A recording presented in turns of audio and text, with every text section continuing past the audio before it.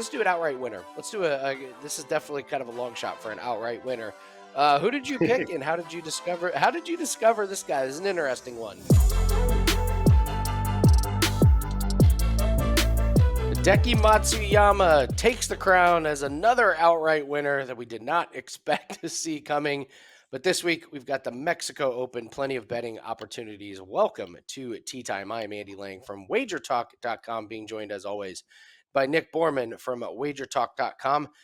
It is a very strange field and event that we have. It's always been a pretty weak field. It's always been the Jon Rahm and Tony Finau show. Now it's just the Tony Finau show. And there's just a lot of guys that most people probably don't really know that well. So Nick and I are here to break it down. We're going to give you some Draftkings Darlings, outright winner. We're going to give you a finishing position, and we'll go over a couple names of players that can trip you up.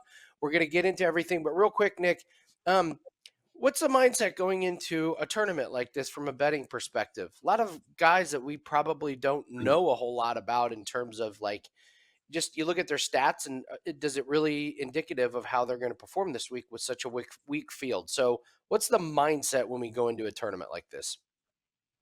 I think it's, for me anyway, it's whatever you're using in the past, you probably don't weigh on it as much because, every other week we're looking at guys that are like, hey, they've been, 10 top 10s out of their last 12 starts or, active stats that look like they're doing very, very well. Well, if you look at the field this week, aside from Tony Finau, and his aren't even that strong, to be honest, you're not going to see that consistency from this field because these are the guys that generally are the ones struggling to make the cuts and stuff like that. So I take a lot of those statistics over, the smaller or shorter sample sizes and kind of throw them out the window because, as already it's proven this year, anybody can win, but it doesn't really matter here. You're not going to find guys that have really, really strong statistics. You'll see guys that might have 2 or 3 top 25 finishes over the last 10 starts, right? But usually we would discount those in a strong field, but in this field you can't. So my mindset is potential. What's a guy? What has this person shown that they can do? Are they doing it every week? Almost nobody in the field is going to be yes to that question. But do they have the ability to do it? And if they do, then I'm going to start to look at them and go, you know what? I don't care that they haven't been. Last week they missed the cut. Who cares? 2 weeks ago they missed the cut. Who cares? 3 weeks ago they finished top 10. All right, this person can play. This person can show up. We have limited course history, so you can't go back and say, oh, well, they've played very well at this tournament over the years. But my mindset is I'm looking for bigger numbers this week. I'm looking for guys that have potential, not necessarily consistency because you're not going to find it, but basically don't rule anyone out this week is really the best mindset to go into. Well, let's just get into the course. It is a absolutely beautiful course. There's a lot of different things about it. One of it is it's hard to get to. There's just basically one, kind of golf cart bridge, and you'll notice no homes, around it. This is not like a resort where there's a big, massive hotel or resort next to it. It's kind of a little bit out in the middle of nowhere. There's a lot of water. Water's going to be in play on a lot of holes, but really this is a bomber's paradise. This is wide open fairways. They've got long par 5s. They've got long par 4s. It's a little weird because they have 5 par 3s. So the penalty for missing the fairway is not that big. So look for these guys to just swing. Just let loose. I think that's why you see guys like Cameron Champ who have terrible course history at almost everywhere else, but just love playing here because you swing really, really hard. And even if the ball misses the fairway a little bit, there's really not that much of a penalty. So just avoid the water. And it's flat. That's the other thing. It's just not a lot of contour to this course. You're not going to see a lot of downhill and uphills. The greens are, for the most part, fairly flat. So when I look at this course, Nick, it's bomb the ball and just try and get good proximity to the hole so you can, make a putt. And I know that sounds like it is that, that it is that way every single week. But when you've got 600 plus yard par 5s and you've got several par 4s that are over 500 yards, the difference between these bombers that can hit it 330, 340 yards and the guys that can only hit it 300, 310 yards on this course, it's a big, big difference. So I think that's why you've seen guys like, Finau and Cameron Champ and some of these guys have success. So whoever hits the ball long off the tee and whoever gets a hot putter is going to have a lot of success this week. So I'm looking at distance off the tee. I'm also looking at putting strokes. Any takeaways that you have when we look at this course in this field? Well, what I always like to do is take a look at the tournament over the years and see the trends that the winners tend to prove true. Last week we previewed 4 trends. Hideki Matsuyama was in all 4 of them, and of course comes from behind a win. This year we only have 2 years of history, and yeah, Tony Finau, Jon Rahm, what do they have in common? Well, first of all, they were the betting favorites. Rahm was first both years, and Finau was second last year. So much for looking at the long shots in this tournament history. But yeah, they clearly are the best players in the field. But yes, they are bombers. One thing I'll mention about Finau, you actually brought this up. You said proximity to the hole. Oddly enough, this course the last 2 years has ranked as the hardest and second hardest course on the PGA Tour in terms of proximity to the hole, meaning the average proximity on this approach shots was the furthest from the hole of any course on the PGA Tour. Now, the reason for that, while you do see some low scores here, and it's mainly because you can't get in the trouble off the tee, a lot of the second shots are from 175 yards and over. And that favors those long iron players, but it also makes a point of, you're not going to hit a lot of these really close. You're not hitting wedges or short irons in there. You're hitting a lot of long irons, and maybe even for some guys, you're getting into the hybrid or fairway wood range. So I'll add, maybe take a look at guys that have excelled in that statistic. If you look at, I'll name a couple names, Taylor Pendrith, he ranked 6th last season, Andy, from 175 to 200 yards. Højgaard, who ranks 2nd this season in that category.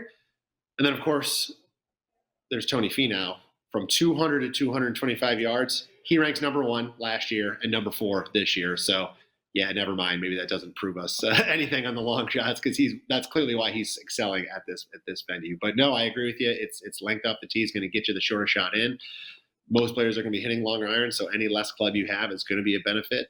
But Finau has proven that he's one of the best long iron players out there. So I don't see, a lot of chance that, Finau doesn't play well this week just because it's a week downfield, but he's hard to bet, at the price that he is to win this tournament. Tony Finau under 10 to 1. I just can't bet him myself. But ShotLink is used this week, Andy. So that's good. We'll have strokes gain data all week long, and maybe the best strategy on Finau, if you guys are interested in playing him, is wait after round 1 or live bet him at some point. If he's not doing very well, maybe you can get a better number on the guy.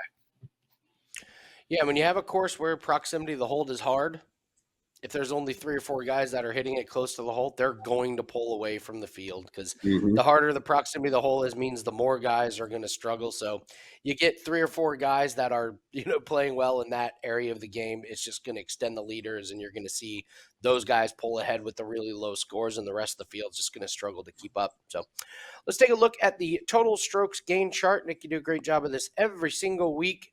Some surprising names. These are names that are not going to pop up normally every week on the total strokes gain, but we got to take a look at these guys, and we got to take them serious, because some of these guys are going to end up on the leaderboard, and you can get some really nice prices. So walk us through some of these names and some of them that jump out to you. Yeah, well, this what has become an utterly useless graphic to start the 2024 season, as we have no winners from this graphic so far. Again, I will point to the long-term results. You can see it up at the top now, 50 of 94 of the last 94 tournaments. So since the start of 2022, over half of the tour winners have been ranked in this top 10. So it is still a place I always like to start. And we write an article each week, Andy, previewing the tournament, and the opening line of my article this week is: if you're a casual golf fan, the one name you might recognize is right there at the very top. Aside from that, you're probably not going to recognize a lot of these names, and these are not the names you're used to seeing by any means in this top 10 graphic. It's funny, last week's graphic, Sky Scheffler led the way at like 2.8, and I think the 10th person was at like higher than Tony Finau at 1.5 or 6. So it shows you how much, what level down these guys are over the last 12 months. But you can see the list. Of course, Tony Finau, the odds favorite, is right there on the top. Højgaard's been playing very, very well. He's next on the list. Ryan Fox, recent winner over in the DP World Tour. A lot of guys that's where you're going to find some. If you're paying attention to golf and you're watching the DP World Tour, a guy like Thorbjorn Olsen is just got his tour card, but he's been playing very, very well. So don't sleep on him. Jake Knapp, I put him as a notable. He's down at the very, very bottom. He just got his tour card as well. Corn Ferry Tour guy that has potential. As I mentioned when you asked me that question earlier, I'm looking for guys that have potential, not necessarily past history. But there's your list. The columns that you see. I always like to mention this is 12 months. That's how they're ranked and sorted. Then I put in the last 6 months and the last 3 months because you're trying to avoid the trend like a JJ Spawn has here where, all right, over the last 12 months, he ranks number 10, but over the last 3 months, he's losing strokes. So clearly in the short term, he's not playing very well.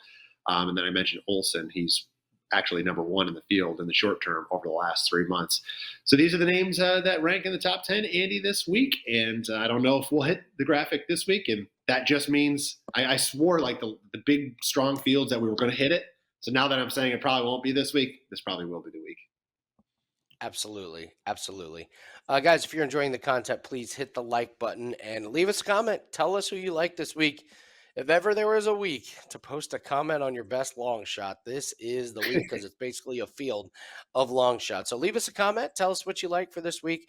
And also hit the bell. And that way you get notified when all of our videos from wagertalk.com are coming up. This includes golf as well as daily breakdown videos, NBA, college basketball, everything you need to build those bankrolls and make it a profitable week.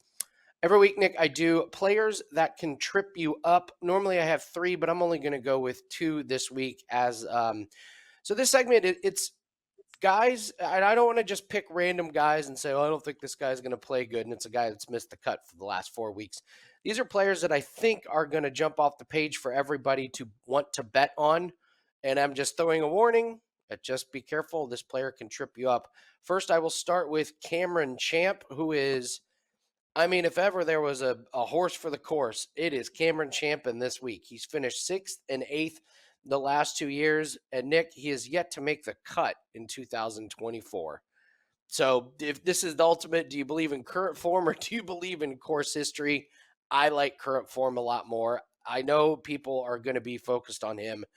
His approach and putting numbers are just truly awful. He is minus 2.09 strokes gained approach in 2024 and minus 0.71 strokes gained putting. Listen, I know why he succeeds here because he can hit the ball a mile off the tee. And normally that's a big penalty because he doesn't know where the ball is going to land most of the time off the tee. But is that going to equal success when he can't hit approaches close and his putting is really bad? I don't know. I know trying to find golfers to bet on this week is really hard. I think everyone's going to think, oh, Cameron Champ, I'll use him. I'll use him in one and dones because when am I ever going to use him again? I just cannot put my hard-earned money on a guy that is this bad on approaches, this bad at putting, and is yet to even make the cut in 2024. So Cameron Champ, I know, will be a popular pick this week. I would say be a little bit worried. And then I know this is kind of a little bit easy, but man, Tony Finau just worries me. I know he loves this place. Finished 1 and 2 the last 2 years. Nick, his putting in 2024 is minus 0.70. That's basically the same as Cameron Champ. He's 6-1 to win on DraftKings. He has to finish top 2 to return value. He has one finish better than 19th this year. And if he putts like this, he's not going to finish first or second again. He's going to have to putt way better than he normally does. I know he's got those approaches from long distance, which should help. I know, on paper, he's the best golfer in the field, but such a short price. I can't invest in him. At top 10, he's around even money, and that includes the websites that pay out on dead heat rules. So even if he ties, you end up losing money. So you have to pay such a stiff price. And this is, Nick, this is the year of the underdog. These are these guys coming out of nowhere to win outrights. These favorites are not winning. So I can't invest in a big favorite in Tony Finau this week. So Cameron Champ, Tony Finau, those are my 2 players that can trip you up. We like to talk about finishing. Actually, let's do an outright winner. Let's do this is definitely kind of a long shot for an outright winner. Who did you pick and how did you discover this guy? This is an interesting one. Yeah, I'm circling in on Michael Kim this week, and for those on X, formerly Twitter, he is the best golf follow on Twitter. I mean, he posts pretty much daily on just what it's like to be a PGA Tour player and things he's working on a swing, what it's like to travel around, all the grinds that most players will go through, not the elite, but guys of his caliber. He's great. So if you don't follow him on Twitter, do so. But I think he's got a real shot to win this week, Andy. And hear me out again. What did I say in the beginning of the show? It's about potential, right? You're not going to find crazy statistics that jump off the page here, but he arrives in pretty good form, especially compared to this field. He's got 4 top 25 finishes in his last 8 starts. He did finish as high as tie for 6th last month at the American Express. His irons is what I like this week. They've been solid. He's gained strokes on approach in 6 straight measured events. I say that because there was 2 events that he played in that weren't measured, so I guess I technically don't know how he did with his irons in those particular weeks, but 6 straight measured events. He also ranks 6th in this field in strokes gained approach over the last 6 months. And again, and again, we mentioned that's important because this course has proven to be very difficult when it comes to proximity to the hole. With nobody hitting it close here on average, at least the last few years, that's the case. That also, I believe, puts a premium on putting. And Kim is solid in that area as well, Andy. And I know you love looking at putting statistics. He ranks 13th in the field in strokes gained putting over the last 6 months. So there isn't much course history to look at, obviously, but he did play here last year. He finished a respectable tie for 30th. On the heels of both a strong short game and a hot putter. So if he can add his irons this year, which he is doing well right now, and continue that putter and maybe that short game, that's a recipe for success. And I think it's going to keep him in the mix. Again, when you're looking at these type of numbers, I'm just looking for somebody that's going to be in the mix on Sunday because we like those Sunday sweats. But Michael Kim, 60-1, I think is actually pretty good long shot for us to play this week. Love it. Yeah, he is great. Just a great social media follow. And yeah, he's had some real good value on him. You could have snagged some good prices on some head-to-head matchups and some props on him. So Michael Kim is our outright winner. I'm going to take a look at some DraftKings Darlings. Nick, it's a field of DraftKings Darlings. It is. It is. I could just say anybody is a DraftKings Darling in this one. Yeah. So what we're looking to do here is pick 3 players that are pretty low priced guys, and we want to really just try and get them through to the weekend. If they have a little bit of upside and play a little bit better than usual, that's an added bonus. But really, with these low price guys, we're just trying to get weekend points from them. I will start with Justin Lauer at 6,100. He has made the cut in all 4 of PGA events that he has played this year. And he's done it in better fields than this one. So, if he's doing it at tougher courses and tougher fields, I like him here. The lack of distance off the tee is a little bit concerning, but at this price, I'm willing to roll the dice and just say, at 6,100, he's probably not going to drive the ball long enough to put him in position to finish in the top 10, but I don't need him to finish in the top 10. Just need to get through to the weekend. So just Lauer at 6,100. My first DraftKings darling. Up next, Carson Young. He finished 15th here last year. Love that. And he's made the cut in 3 straight tournaments. That's good enough for me at 7,400. I love the 15th place finish. Even if he's just a tad worse than that at 7,400, if I get a top 25 finish from him this week, I will be very, very happy with that. And then Alejandro, I think it's Tosti at 7,800. Tosti or Tosti at 7,800. So I apologize for butchering that one. He's made the cut in 2 out of 3 tournaments on tour this year. And he loves this place. He's finished 9th and 10th in both times playing this tournament. If he can get remotely close, even remotely close to the 10th place finish like he did last year, this is going to be a steal at 7,800. So those are my DraftKings darlings. If you go to my profile page, Andy Lang at wagertalk.com, I've got a free digital download article that has my complete DraftKings lineup in there. It's got betting notes as well as the course and field breakdown as well. So if you want to take advantage of that, just a free download at wagertalk.com. That is also where all of my plays can be found. We only had one official play that got cashed last week. One of them got voided. I'll save that story for the end. But we're having a really, really good golf year. Very low volume, 7-3 though, coming off of 2 straight profitable weeks in a row. So golf plays have been very good. I've never had a losing season in golf at Wager Talk, and we're off and running in 2024, 7-3 so far. And you'll also get all plays if I have a cross sport parlay, which is a golf with another sport like UFC or soccer, anything like that. Take advantage of that at wagertalk.com, Andy Lang's profile page. Nick, why don't you go ahead and tell everyone what you have up, where we can find you at, and then let's get into a finishing position at a really nice price. Sure. We got MLS season kicking off Wednesday night. Inter Miami, Lionel Messi, of course, on the field. So still have our promo for the season. You can grab the entire season right now for $179, or all of golf and MLS combined for $349. So we got a lot of golf left all the way through September, and the MLS will go through December. So a lot of action there. And this week, just some individual soccer plays going on. We got Champions League on Tuesday and Wednesday, and Europa on Thursday, plus all the domestic leagues still in action as well. So all those are available on my page at wagertalk.com. Andy, leaderboard bet I am looking at this week. Another name, your list that you just threw out there, talk about guys you will have no idea who they are if you're not somewhat of a golf follower. I'm going to throw another name out there, Jake Knapp. This one, even for the golf followers, is going to be a hard one to know, because this is his first go-around on the PGA Tour. He's played on the Korn Ferry Tour for several years, and also on the Canadian Tour, so he's been around professional golf, but never here on the big stage until this year. Again, much of this suggestion is based on hype and potential. He's got 4 starts so far on his PGA Tour career. He logged an impressive tie for third at Torrey Pines in the Farmers Insurance Open. He also finished a respectable tie for 28th at the Waste Management Phoenix Open just 2 weeks ago. He was one of the best on the Korn Ferry Tour last year. Over his final 11 starts, he finished tied for 21st or better 9 times out of 11, including 6 top 10s. His skill set, pretty simple, bombs away. The guy can simply smash it. But while it's obviously a short sample size on tour this year, he actually is gaining strokes in all 4 categories so far. So he is well-rounded. Probably not ready to win just yet, but I think as he has done a little bit already, I think he can make a run and at least contend. And who knows, maybe he'll make a run to the outright. But I think he can stay within that first or second page of the leaderboard. So 2-1 on Knapp this week to finish top 20, I think is great value. Love it there. Great work. And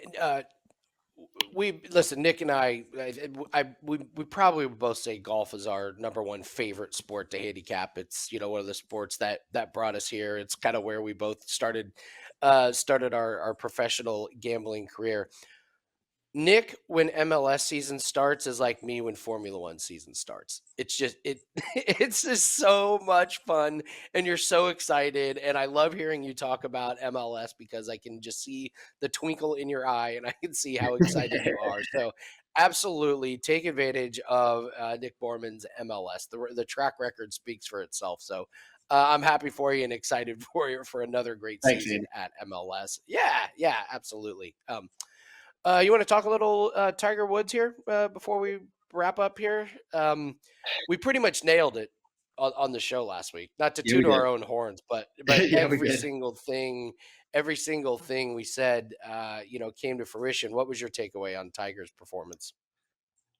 As expected, of course, the first round, the one round he completed, he still got it in him, right? He showed flashes of brilliance, making several birdies throughout the round. I think he had 5 in that first round, but the rust is there. Obviously, he's not going to be as crisp. The things that he normally excelled at back in his day was his iron play, and he was missing a lot of irons, missing greens, and then unable to get up and down. So nothing unexpected there. Obviously, disappointment that he had to withdraw with back spasms, and that's a concern going forward. I guess the positive takeaway is that, it was some competitive golf reps, right? You can say, looking back in the last few years where Augusta always seemed to be the first place he would tee it up, that at least we're getting a little bit of golf in before that. He's expected to play, I think it's Bay Hill next. So he's got time to heal up, and hopefully he can get some more competitive reps in. But great to see him on the course. You can see the fire is still in his eyes. I hope he can make it through 4 rounds. At this point, that's the goal. But it's going to be hard to you can make money on the guy because, as this term approved, there's always going to be props on him. It's just a matter of trying to get a gauge on how his form is. But you're right, we nailed it pretty well. And as a fan of his, sad to see he wasn't able to finish the tournament. I'm glad that we were able to cash a couple bets along the way. I had round 2 Tiger to shoot over 70.5, and I Well on was your way. well on my way to cashing that bet, and the withdrawal goes down as a void. I Yeah. am going to remember that one for a while. Not getting paid Yeah. on round 2 Tiger over 70.5 is a really, really tough one to swallow. But did cash a play. And I got to tell you, the one play that I did have left that was a pretty easy cash was Gary Woodland versus Dunlap. Dunlap, man, Mm. do you know that guy? Do you know that guy has made one cut on the PGA Tour and he won the One? tournament? that is That's for wild. fan. Yeah, that is feast or famine. But I got to tell you, so I watched a lot of Gary Woodland. He's getting there. Gary Woodland Yeah. is a guy that I have. He's a guy that I have circled as he could be a nice head-to-head player coming up, because obviously he was really bad to start the season, coming off of brain surgery, obviously. But I noticed that a couple times on his missed cuts, he was just on the other side of missing the cut. And at the Phoenix Open, he had the horrible tee times where he had to play in the really, really bad weather. And so I think when you're looking at Gary Woodland's finishes, you're like, oh, miscut, miscut, miscut. He's not there. It was a good cash on a guy that was a little bit undervalued. Dunlap didn't miss the cut. So I'm going to keep a close eye on Gary Woodland, because I think they're going to keep putting him up against guys that are not nearly as good as him. And that was a tough 4 rounds to play. He made it through. It wasn't a great finish, but made the cut in a stacked field. So I will just throw that out there, that I'm really hoping they keep giving us good head-to-head matchups with Gary Woodland, I because like it. he keeps looking better and better and better each week. So He's the U.S. Open winner, Andy. Come on, he's I got know. it. I know. Led the field in putting that week, despite going into it outside of the top 100. One of the more amazing performances at a at a at a major. But oh well. Well, that's going to do it for us, guys. Mexico Open. Be real careful with your bankrolls. This is a tough tournament. Just remember, you only need a couple bets to turn a profit. If you go 1-0, that's better than 2-1, depending on the juice. So, if you would like. If you're interested in our place, go check out myself or Nick. We are at wagertalk.com. Nick is coming off an unbelievable season with a ton of outright winners. I'm off to a really nice start with 2 winning golf weekends in a row, 7-3 on best bets. Go ahead and hit the like button. Leave us a comment. Tell us who you like. Good luck in your place. We will see everyone next week on Tee Time.